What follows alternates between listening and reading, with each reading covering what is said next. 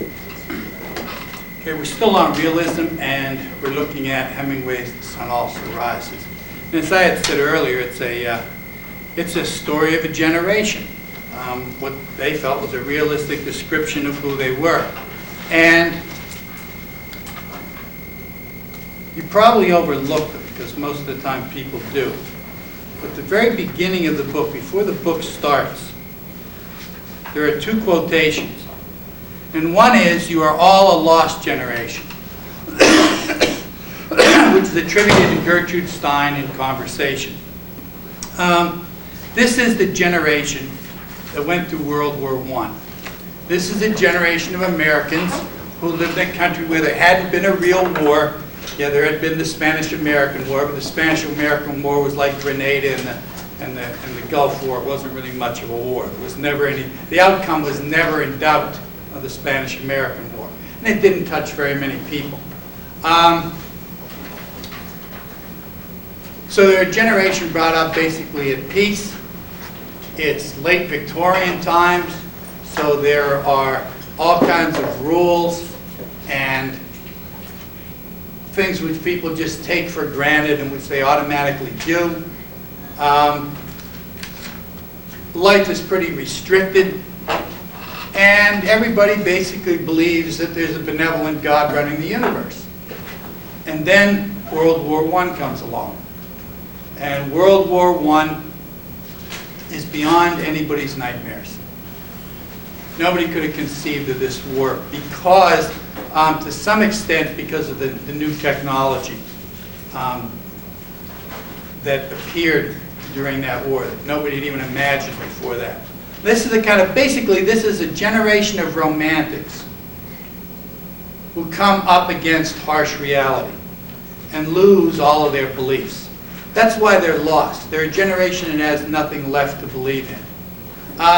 Most of the writers of that generation, like Hemingway and Dos Passos, didn't fight in the war itself.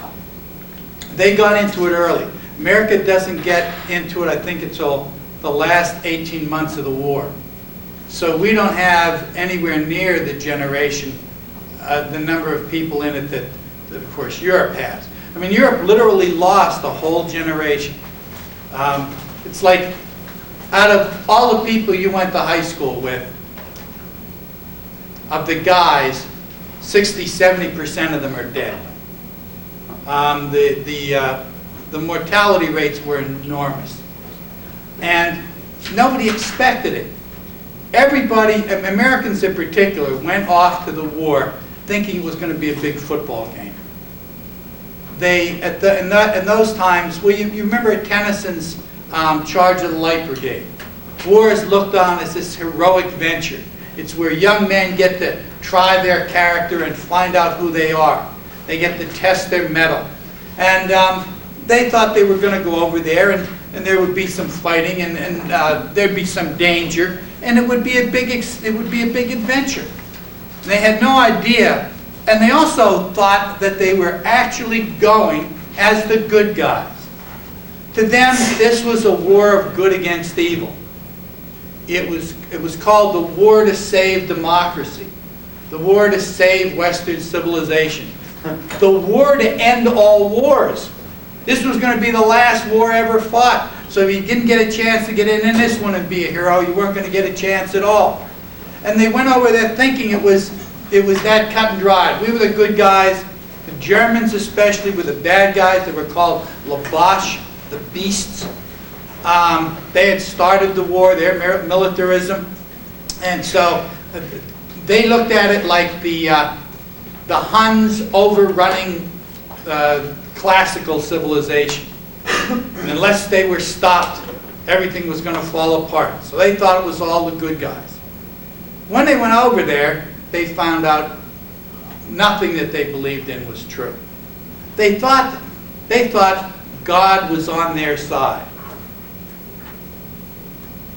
How God could be on anybody's side, I'm not really sure, but they were sure that they were the good guys. And they were like medieval knights. They were the soldiers of God going out to save civilization from evil. And when they got there, what they found was a something that they couldn't even have conceived of. First of all, a whole lot of the people who died didn't die from wounds.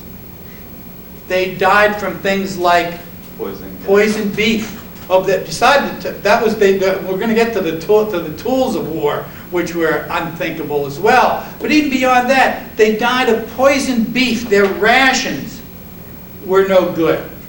Some war profiteer in America was slaughtering cattle that they would never have been able to slaughter for human consumption before the war, putting the beef into tins and sending it over. So here were these heroes going over, and somebody was making a buck poisoning them in order to make a profit. That certainly disillusioned them. There was hand-to-hand fighting in that war, but it wasn't like the way they thought of it as, almost like jousts and the single combat of the knights of the Middle Ages. To a small extent, the war in the air, because the airplane comes in early in the war. By the end of the war, they're having airplane-to-airplane battles. But for the soldiers on the ground, the war basically consisted of living in a trench about 6.5, 7 feet deep, not much wider than maybe 2 tables side by side, if that, with water, standing water in it most of the time, so that you spend a lot of time standing around with your feet in the water. And people's feet rotted off. They got trench foot. They got trench mouth. Even if they had a chance to brush their teeth, their gums decayed. Any sore any cut, any wound got infected right away. And they spent most of the time waiting in these trenches to do what was called going over the top. When they went over the top, a guy blew a whistle, and everybody in the first trench got up and ran 100 yards or more towards the enemy's trench. Now, before they did that, the whole place in between was filled with artillery fire. That was why it was called no man's land. You couldn't go out in it without getting blown up. It was also mined and was a new weapon out, the 50 caliber machine gun. Now, they had the Gatling gun since the Civil War, where they turned it and the barrel spun around and it could shoot 50 bullets. But this could lay down a steady stream of fire without overheating, of bullets about that big. They went in like this, they came out like that. If you got hit anywhere but in the body, they just blew the limb right off. And of course, what both sides did would be put a machine gun at each end of the line and set up a crossing fire. Now, when the people got up and charged through that, it means you can't, this is just continuous bullets flying across. You can't get through that unless the person next to you takes a bullet. And then you get maybe 10 more yards of running. But they don't just keep that line of fire behind you. The gunners are always swinging it in. So no matter when you advance, 10 yards later, you got to run through that same hail of fire. And 2 more people got to take a bullet for you to get another 10 yards. And this goes on for 100 yards. Scientific principles were applied not only to technology, now no matter how brave you were, whether you got hit with one of those 50 caliber machine gun bullets was just pure dumb luck. If you managed to make it all the way to the other trench, which was highly unlikely, and actually did engage in some hand-to-hand combat, you were the vast minority. I mean, they had 70–80% casualties in these charges. So no matter how brave you were, you may never have gotten a chance to show it. You might have just, as you got to go over the top, right through your head, and the back of your head came off, and that was it. That was your shot. Now these, unlike, say, Vietnam, which was a big difference, these guys had trained together. So they'd known each other for 3 months. They'd formed some pretty close friendships. And then they might have been together in the line for another 6 months or so. So this is somebody you knew for about a year, and everybody knew who the good soldiers were, who the people everybody would follow were, and they were usually the first ones who got killed. How can there be any sense to this? They couldn't understand it. Poison gas was another one. Now, the reason they stopped using poison gas was because it wasn't all that effective. You blow it out, the wind changes, and the poison gas blows back on you. Now, people had gas masks, and the gas mask would keep you from swallowing the poison gas, but you had to get them on. The poison gas is chlorine gas. When you combine chlorine with water, one of the byproducts is hydrochloric acid. That's the stuff that the chemistry teacher in high school always wore the rubber gloves when he handled. If you drop it on the table, it eats a hole through the table. So what happens is the gas comes, you breathe it in, and this cloud goes down, up your nose, into your sinuses, down your throat, and into your lungs, and every place it hits a piece of water, it turns into acid that starts to eat its way out. It shreds the lungs, it shreds the mucous membranes. This is the scientific principle of creating casualties rather than fatalities. And this is a whole new way of looking at warfare. Before the First World War, generally when they fought a war, people actually went and watched it. They went in their carriages, they sat on the edge of the battlefield, and they watched the battle. And if somebody's horse bolted and a carriage full of civilians went across the battlefield, the soldiers stopped shooting.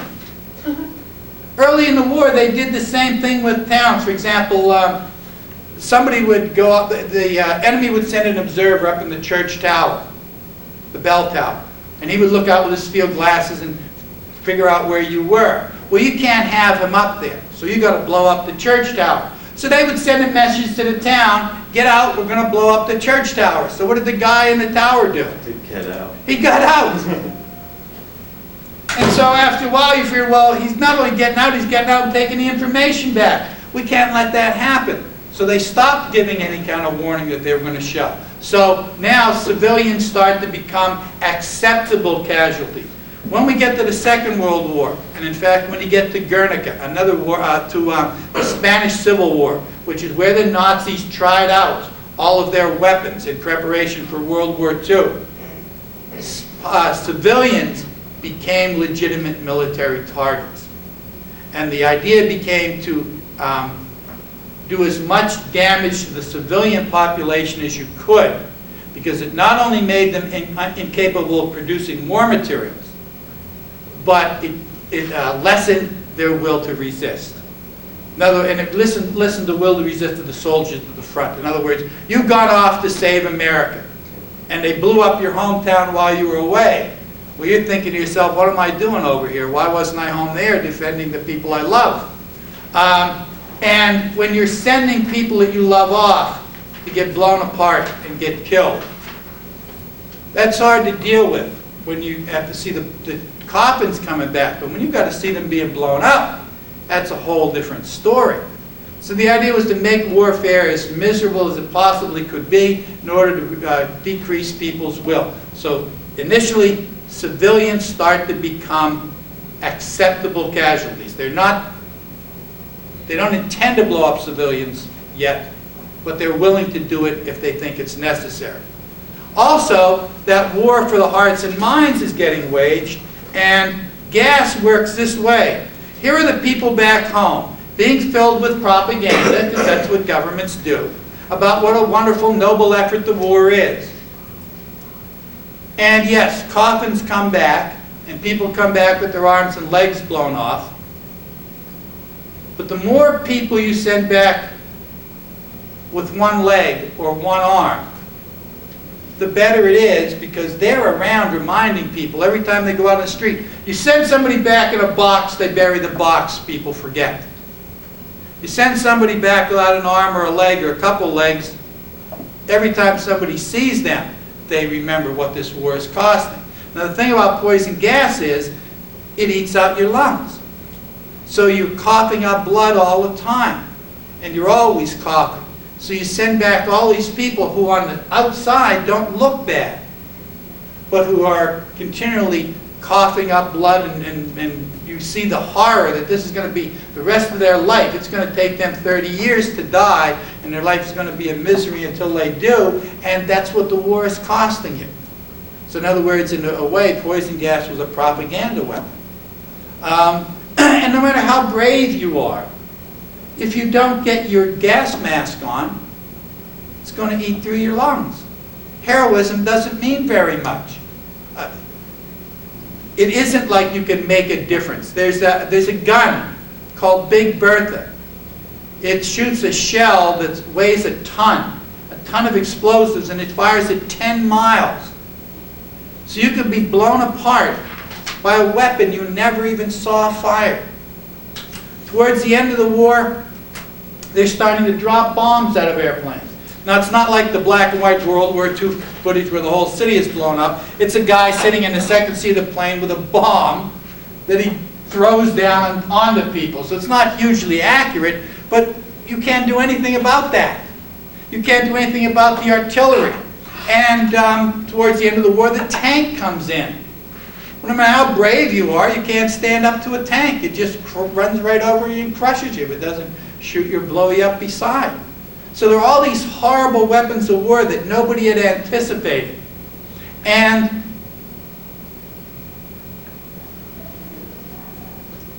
you spend 70% of your manpower to take this trench 100 yards away. And you hold that trench maybe. More than likely, a few hours later, the Germans get their attack up, and they have to run across the 100 yards into the machine gun fire to try to take the trench back. And maybe they do, and maybe they don't. And if they do, then you get up out of this trench and run back to your original trench. So at the cost of maybe 30,000 people, a city full of people, you gained and re-lost 100 yards. And those trenches stayed in place for months at a time, at the cost of and you weren't safe when there were snipers all the time, and even if nobody was shooting at you, even if you stayed in the trench, you could die just being in the trench. People died from the bad food, people died from diseases. The romantics who went off to that war not only couldn't believe that God was on their side after a while, they couldn't believe there was a God at all. So what does that mean about their vision of death? Not much. Not much. That's it. That's the end. Death is the end of everything.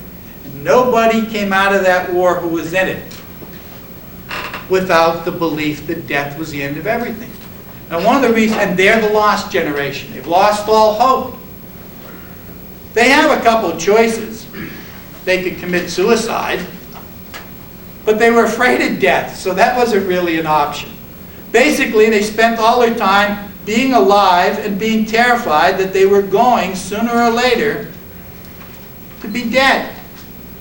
And the reason that one of the reasons why this appealed to so many people back home was because at the end of the war, the Spanish influenza came through.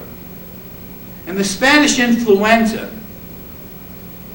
was like the war in that it didn't seem to make any sense who it killed. Normally, when you have an epidemic disease, even like the Black Plague, who usually dies from it most? Children and the elderly, the very old and the very young. This struck young people, late teens, early 20s, more than it struck anybody else. The last people you'd expect to die from it.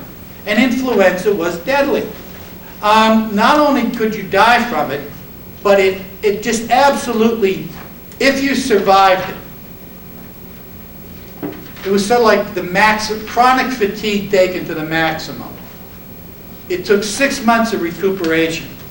And unlike most other epidemic diseases, normally if you get a thing like the plague and you live through it, you're immune to it.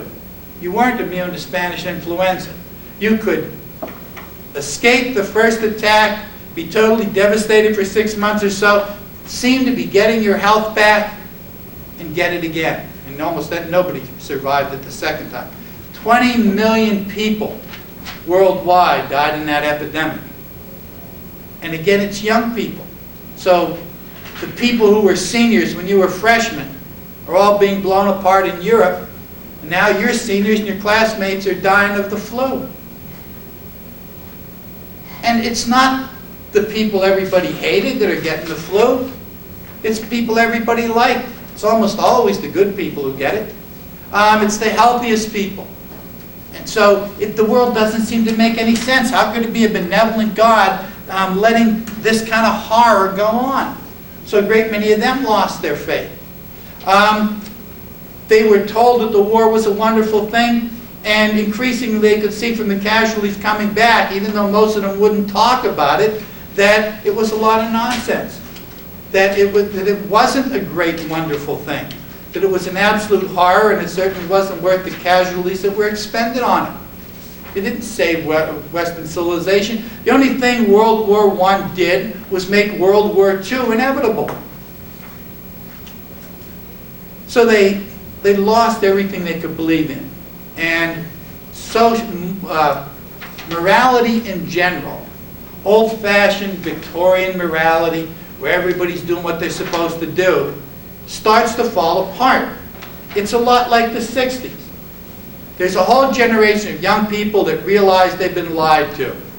That the stuff their parents told them with the truth is just a lot of nonsense that they were told by their parents. And they're in rebellion against it. And that rebellion is part of a social movement. The fact that you believe death is inevitable. Well, if you thought death was the end of everything, and you are going to die, what would you do with the rest of your time? Be dead. I'm sorry? Be dead. You might do anything you felt like doing. Who cares what the rules are? I'm going to die eventually. So one way to keep your mind off being dead is to party like crazy. Now there's two things they do in this book. The People in the Sun Also Rises. What are they? What are the two main activities that go on? Drink. They drink. And dance. And they travel. They drink and party, and they travel. They try to run away. The drinking is running away. The idea of the drinking is, and you notice, it's not drinking to oblivion. They don't just try to get drunk and pass out as quickly as possible. They try to get into this. There are several stages of drunkenness. Some of you may have read about this. Initially, what happens? The first stage when you're starting to get drunk, what happens to you? You feel morose and suicidal? No. No, you get kind of happy and you're very talkative and everybody seems very clever and you feel like you're having a really good time. You go on to the second stage of drunkenness and what happens? Everything starts feeling bad. Yeah, things start feeling bad. You start getting depressed. Some people start to cry. Then the next stage after that, and sometimes as part of that stage, it's the I can lick any man in the house stage, where people get nasty and argumentative and start fights. And the stage after that is usually throwing up and passing out. They want to get into stage one, where everybody's feeling nice towards each other and everybody's having a good time.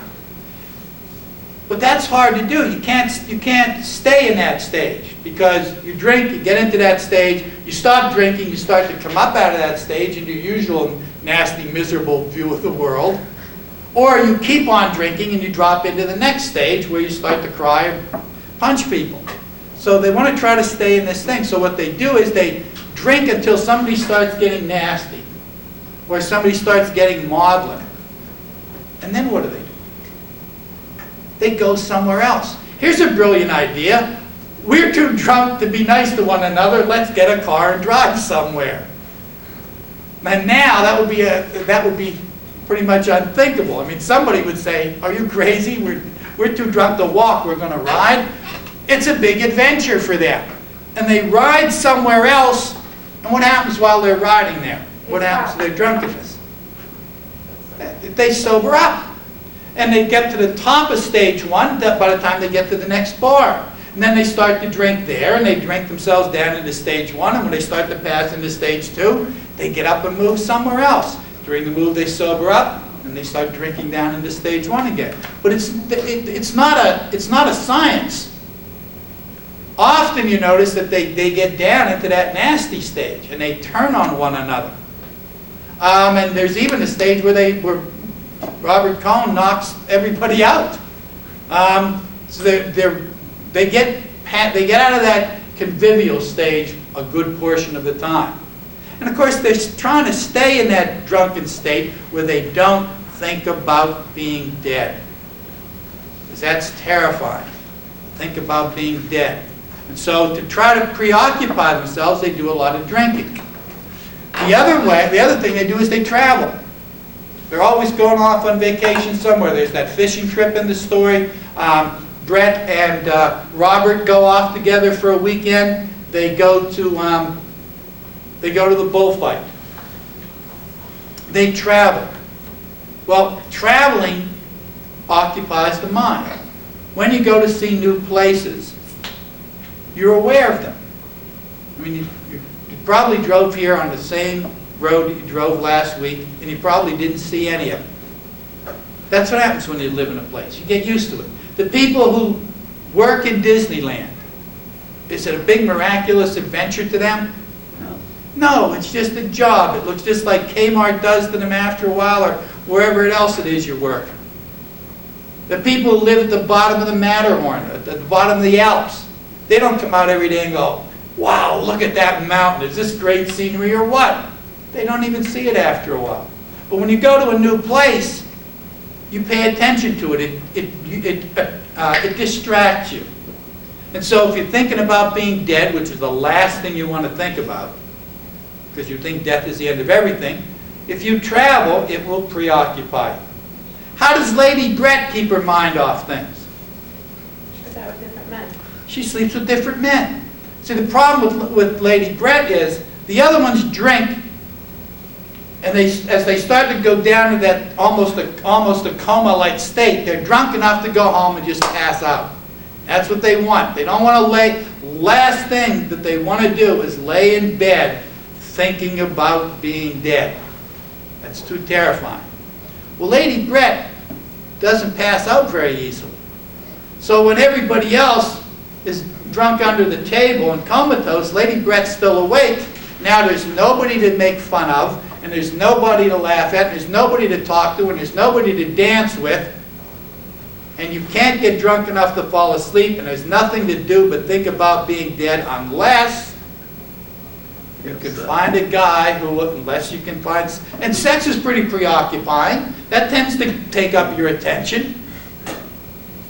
Plus, it's exhausting. Well, after a certain length of time, it gets exhausting even if you're young. And so you fall asleep.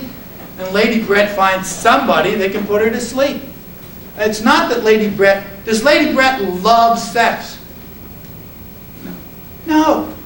It's like a drug for her. It's sleeping pills for Lady Brett. That's why she doesn't take any of it seriously. That's why she can't imagine that Robert thought that there was something between them.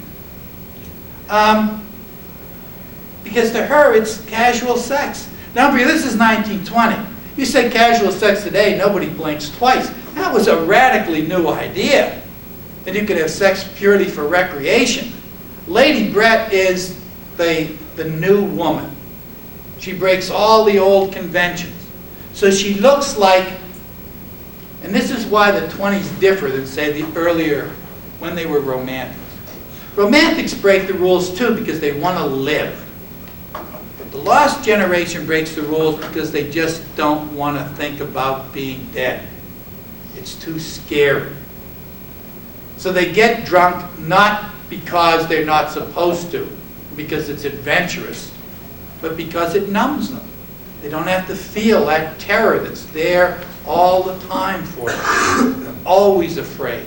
And they have good reason. You notice that everybody in that story except one, all the major characters except one, has been through the war. Which means that death is not an abstract idea for them. They've all experienced death firsthand. They've seen people blown apart. They've seen people that they had very close friendships with die in their arms. And not always from wounds. Senselessly. They've seen that death seems to be purely random, that it hasn't got anything to do with whether you're a good person or a bad person. It's coming for everybody. And so their rule breaking is desperation. It's not really such a positive thing. It's a way of keeping your mind off being dead. Now, Jake, the hero of the story, he's been through the war. One of the alternatives that you think might save you, that romanticism would say would save you, is love. Well, why doesn't Jake loves Lady Brett, why doesn't he get together with her? She can't be faithful. But she might if she just, well, that's one problem, is that she can't be faithful, but if there's a bigger problem than that keeping them apart. Jake's war wound. Jake's been emasculated by the war. He can't make love with Lady Brett. He says his wound is a bad joke. There were all kinds of jokes about people who had been wounded that way after the war, because it happened fairly often. He can't satisfy Lady Brett sexually, and she needs sex to keep from thinking about being dead. And love isn't enough. So Jake's got this wound from the war that he has to carry around. Bill Gorton's been in the war. How about Lady Brett? She wasn't a soldier. What did she do during the war? Well, there's two ways that she's in that war. One is her first husband was the romantic ideal. Remember with the romantics, a woman's life is only fulfilled when she finds love. So she had a true love, and he was this dashing pilot. It's right out of a romance novel. On the brink of war, you find your true love, you get married. Love's supposed to keep him safe. This guy was supposed to go shoot down a dozen enemy planes and be a super ace and come back and get medals, and they were going to live happily ever after. What happens to him? He dies. He dies. And I think he doesn't even die being shot. He dies of dysentery. Which is, dysentery is, basically it's fatal diarrhea. That's not real heroic. Of all the ways to die. And so you're brought up believing in true love and in heroism, and the hero goes off and dies that way, and you lose him after all. How can you believe in anything after that? Then she gets married to the guy who gives her, she's Lady Brett, because she's married a lord. Well, what's he like? Never there. They're not together now. The end of the story, she's left him. But before she left him, every night, he took a loaded gun and pointed it at her. What's the difference between being at the front, where somebody points a loaded gun at you and may or may not blow your head off with it, and being in a marriage where every night somebody sticks a gun in your face and may or may not blow your head off with it? Doesn't matter that she didn't have to worry about poison gas. She faced death just as often and maybe more often than Jake does or anybody else in the story. So she's as good as been to the front as far as coming face to face with death. You have an abstract idea of death until somebody tries to kill you. All of a sudden it gets real, and it's not at all like you imagined it to be.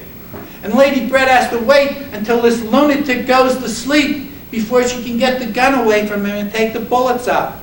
And if he catches her taking the bullets out of the gun, he'll probably be in a rage, and that's the time he really may shoot her. So she's had as much trauma as any of those guys who were at the front. Well, how about the horror? During the war, Lady Brett is a nurse. She sees the people that Jake and his fellow soldiers had maybe die in their arms. The ones that didn't die got put in stretchers and got put in the back of ambulances and were taken to the rear. And that's where Lady Brett gets to see them. So Lady Brett's seen them fresh off the battlefield.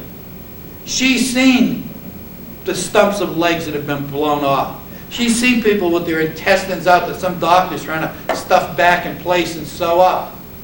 And she's had those kind of deaths where you have a patient and he seems to be getting better, and you get attached to him.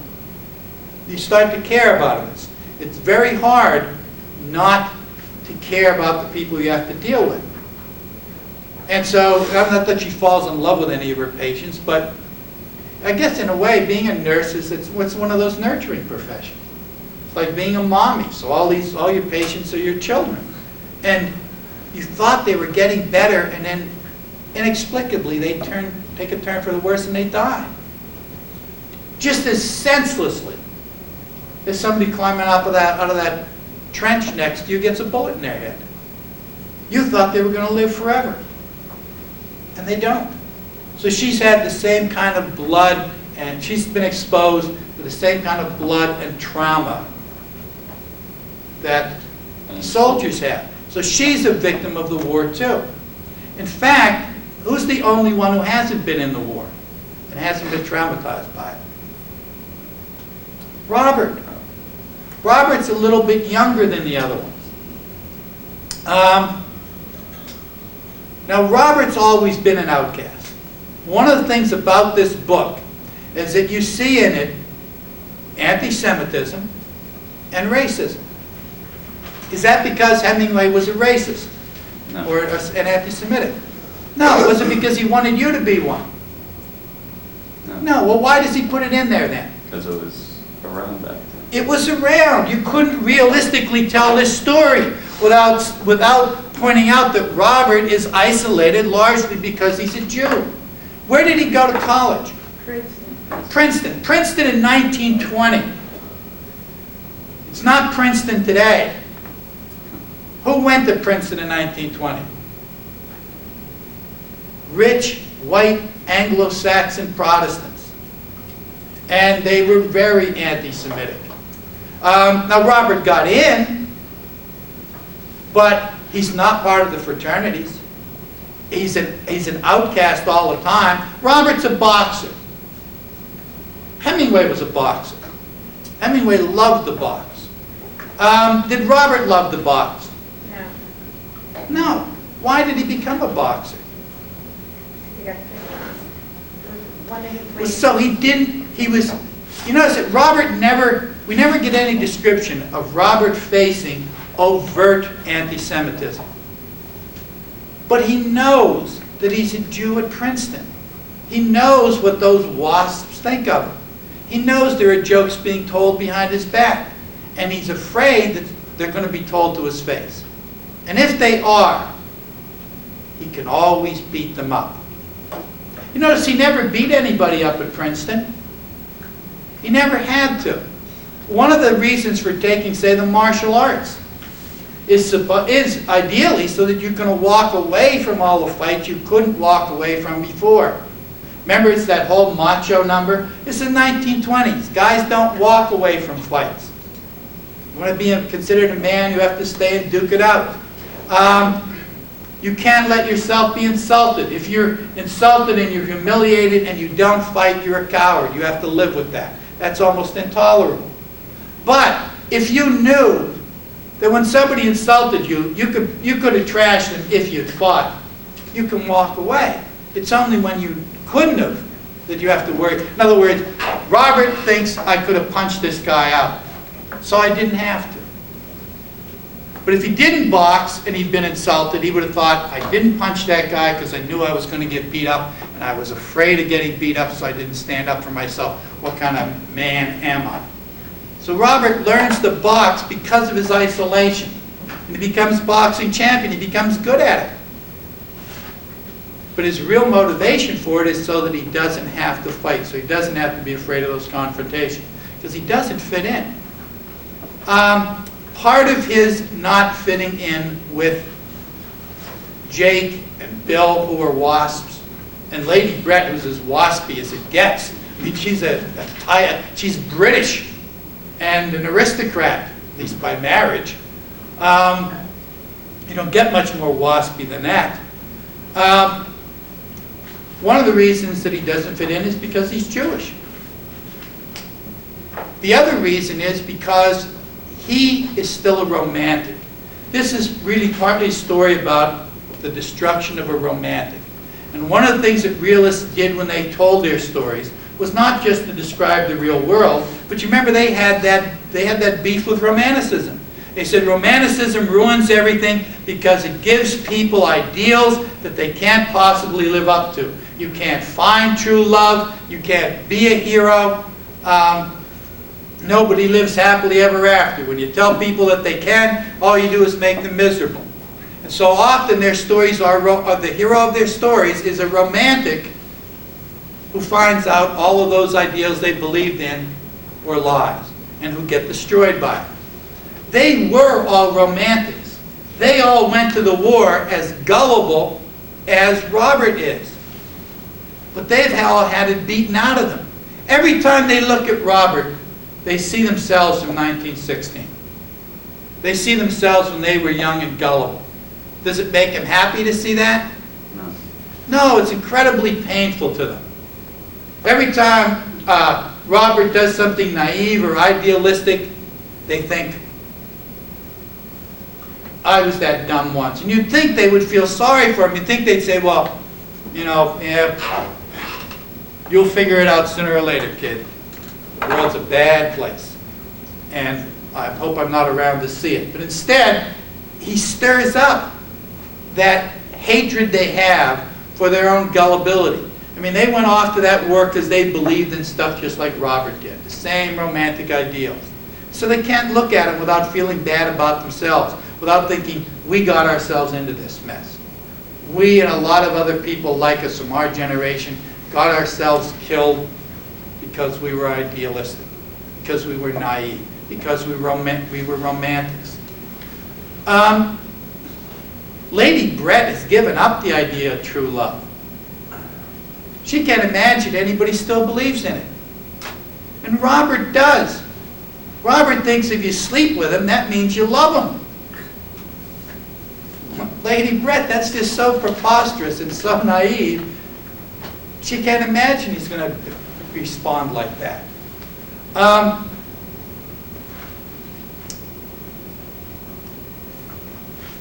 Robert, when we first see him, he wants to go away to South America. And you notice that there's always this clever repartee going on. There's a kind of cynicism in everything Jake says and in everything Bill Gordon says. They make these clever little comments. Like, he says, well, I want to go to South America. And Jake says, you can see all the South Americans you want right here in Paris. So he's putting down South Americans, he's putting down the idea of going to foreign countries, and he's putting down Paris. It's full of South Americans anyway. There aren't any Frenchmen in it anymore. It's one of the ways to deal with your terror, beside getting drunk and beside having as much sex as you possibly can, and beside running away, is by developing an air of cynicism. Nothing hurts you. Nothing affects you. You didn't, remember, these were idealists, so the last thing they want to be thought of is idealists. They don't even want to remember they were idealists. So the opposite of an idealist is a cynic. You don't believe in anything, and you make fun of everything. Hemingway's ideal is this, that a hero can't win. Good is not going to triumph over evil. Death is the end of everything. So all you can do is that while you're here, you can make it as easy as you can on everybody else. He knows, because he's a member of the Lost Generation, everybody is half a thought away from thinking about being dead. If you come in morose, and you come in crying, and you're frightened and obviously frightened, what's it going to do to everybody else who's managed to get that thought out of their head? It's going to bring it right back again. Everybody's going to hate you for that. So being brave is suffering your fear and not letting it show. And one way to not let it show is to not take anything seriously. Yeah, I'm going to die, that's not important either. Nothing's important. So you make fun of everything. It's no good to foreign countries, they all look like they do in the movies. That's kind of sarcastic. When they're drunk and they pass the taxidermist, and Bill Gordon looks in and he says, stuffed dog, Jake. You got to buy a stuffed dog. Road to hell is paved with unbought stuffed dogs. Simple exchange of values. You give them money, they give you a stuffed dog. What he's really talking about is their lives.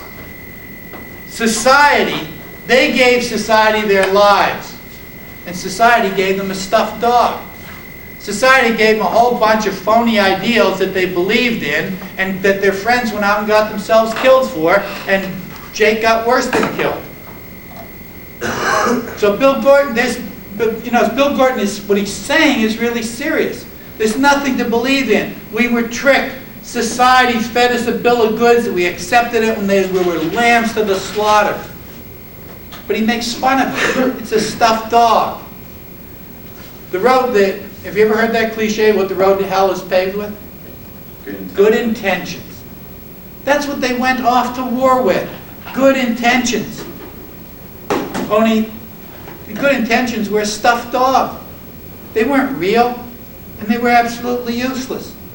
So that you take that approach of being cynical and a little bit bitter about everything, and you make a joke out of everything.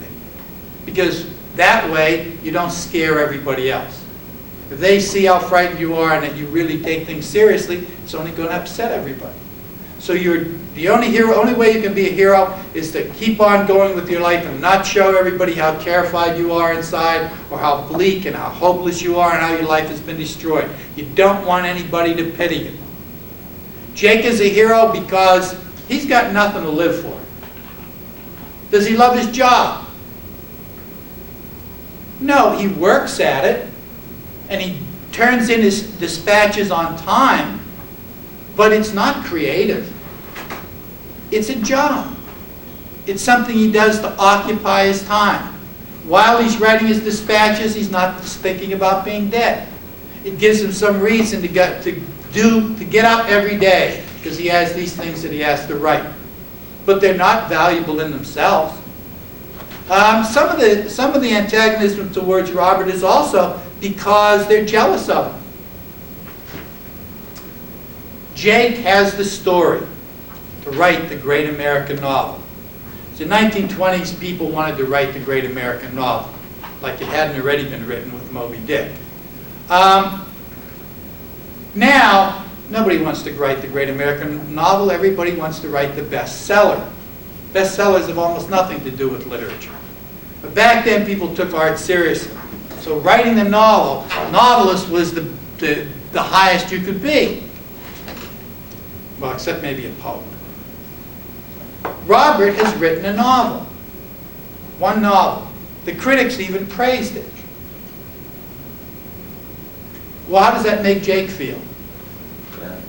Bad, because Jake is a writer too. Jake should have been a novelist. Jake's been through hell. He's got something to write about. What's Robert got to write about? Not much. A rich kid ostracized at Princeton, and the struggles with his money. I mean, he ran a magazine. He was an editor because he had lots of money. He's never been in jeopardy, really, in his life. He's been an outcast. So in that way, he's a lot like the rest of the lost generation. He's separated. He's isolated from everybody. He's never really been in danger in his life, not until the end of the story. He got married relatively early, the first girl that would have him. So he didn't have a rich and varied love life. In fact, his girlfriend Frances, she grabbed him as soon as he got divorced. In fact, no, I think it was before he got divorced. So she got to be a mistress, and that was real romantic to have a mistress. But is Frances Lady Brett? No, not by a million miles. Frances eventually wants to be a wife. In fact, she wants Robert desperately to marry her because she's starting to see little crow's feet in the mirror.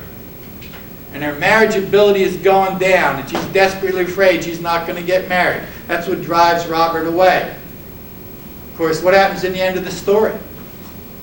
He goes back to Frances, and they get married, and they go back to America, most likely to the Midwest. And they go back to everything they were. But the difference is that Robert has been traumatized just like everybody else, and in pretty much the same way. He's lost all his ideals. He believed in friendship. Sooner or later, he's fighting with even Jake, even punches Jake. He believed in true love. Thought he had found it. Romance. exotic settings, beautiful woman, loves sex, and goes away on a weekend with you. That's the romantic ideal. And it's a heartbreak for him. Finds out there isn't any such thing as true love. Lady Brett never loved him. He was just a guy to go and sleep with. When does he face death? With Romero, the bullfighter. There's only one hero in that whole story. It's Romero. Every day, Romero puts his life in danger. You fight the bull until you kill the bull or the bull gores you. And this is why, you remember, they're really, Jake is an aficionado. He loves the bullfight. Does the bull ever win? No. No. If he gores one matador, they bring out another. The bull never gets out of there alive. It's a tragedy. It's based on this outcome where a noble creature gets destroyed. The braver the bull is, the happier everybody is, but nobody lets him out of there alive. Well, that's the way we all are. That's why Jake loves the bullfight. We're all the bulls. You can either be a cowardly bull and die, or you can be a brave bull and die. It isn't going to matter in the long run, but he chooses to be the brave bull. They liked, all the fans, the Spanish bullfight fans, liked Jake. Until he shows up with Lady Brett. Why? Who does Lady Brett get hooked up with? With Romero, the bullfighter. Now you don't think that's much. Okay, it's at 19. She's like 30 or 35 or something. He's 19. That's not the problem. The problem is she's going to get him killed. That's why Lady Brett leaves him. She's going to get him killed for this reason. When you're a bullfighter, you get awarded on the basis of how well you fight. And how well you fight, as you know from reading this story, is how often you fight in the bull's territory. Now, to kill the bull, you have a little cape. You have to bring the bull's head down with the cape. Because when you do, the shoulder blades part. And there's a little space about the size of a postage stamp that the sword has a straight route down to the heart.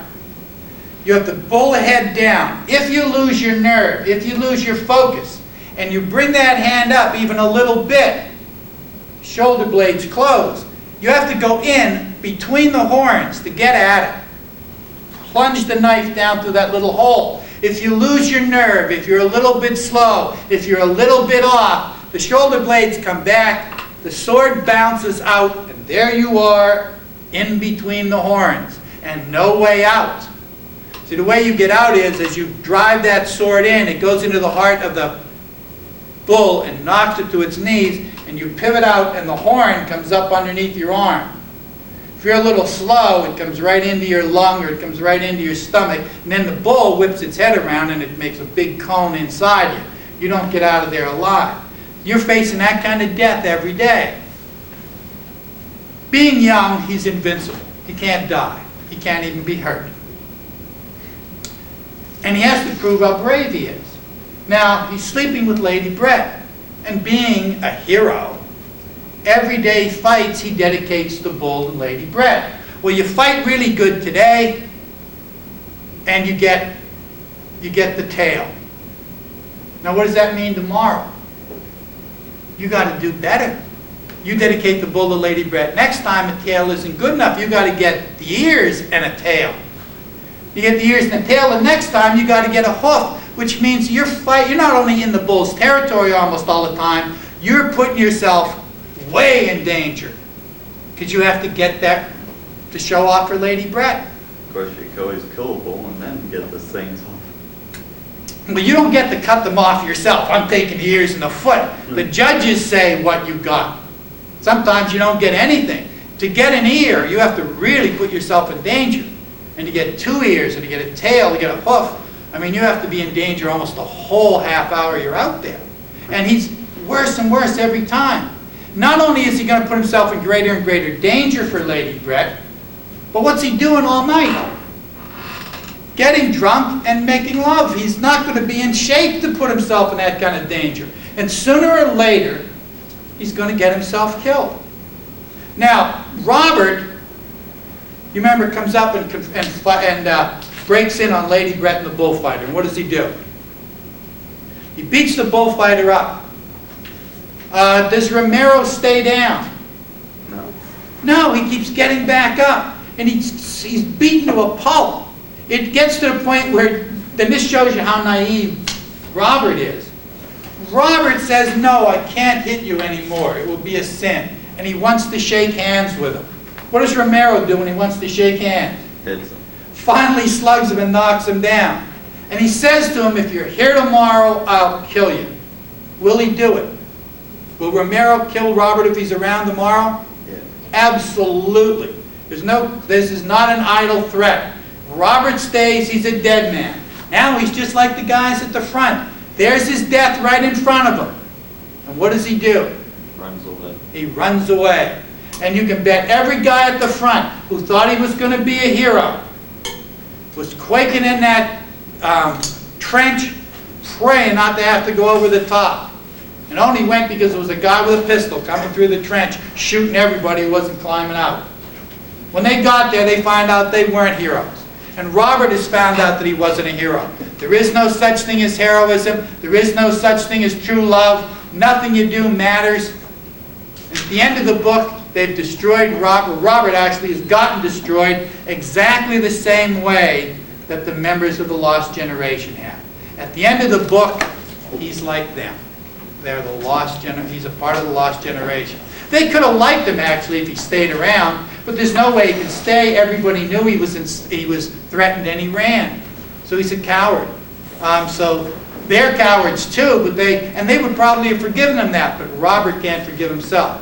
So it's really the story about the destruction of a romantic because of his romantic ideals. And he's destroyed by everybody who's a member of the Lost Generation, and they've been destroyed the same way. Anybody have any questions or comments on The Sun Also Rises? Okay, next week, quiz is on naturalism. It's the 4 stories, and I should have the questions for the final.